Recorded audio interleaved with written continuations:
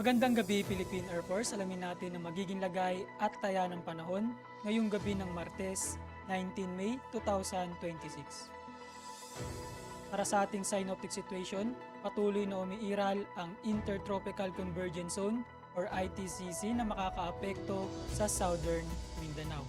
Samantalang ang easterlies o yung mainit na hangin na nagmumula sa karagatang Pasipiko ang siyang makakaapekto naman sa Southern Luzon at Visayas. Sa ngayon, wala pa rin tayong namomonitor na low pressure area o sama ng panahon sa loob ng ating Philippine Area of Responsibility.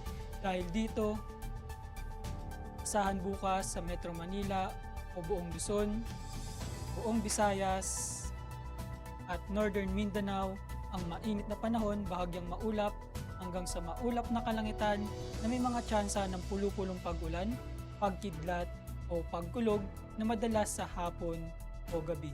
Sa natitirang bahagi naman ng Mindanao, partikular na sa Davao Region, Zamboanga Peninsula ay makakaranas bukas ng maulap na kalangitan na may kalat-kalat na pag-ulan, pagkidlat at pagkulog dulot ng ITCZ.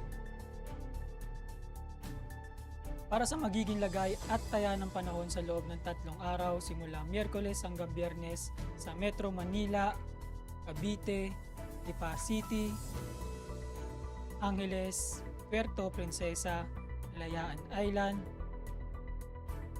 at Mactan ay makakaranas pa rin ng bahagyang maulap hanggang sa maulap na kalangitan na may mga pulu-pulong pag-ulan, pagkidlat o pagkulog. Samantalang sa Zamboanga at Davao sa Miyerkules at Huwebes asahan ng bahagyang maulap hanggang sa maulap na kalangitan. Pagsapit naman ng Biyernes, asahan dito ang maulap na kalangitan na may kalat-kalat na pag-ulan, pagkidlat at pagkulog. Para sa heat index forecast para bukas, inaasahan ang 43 degrees Celsius. Lulubog ang araw mamayang 18:18 at sisikat bukas ng umaga ng 05:27. Meron tayong 10% increasing moon illumination. Para manatiling updated sa lagay at taya ng panahon, ipalo lamang ang Air Force Weather Center sa aming social media accounts.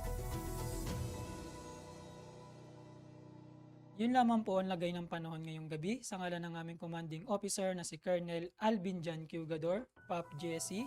Ako si Sergeant Antonio Emrilio Jr., Philippine Air Force, Weather Broadcaster ng Air Force Weather Center.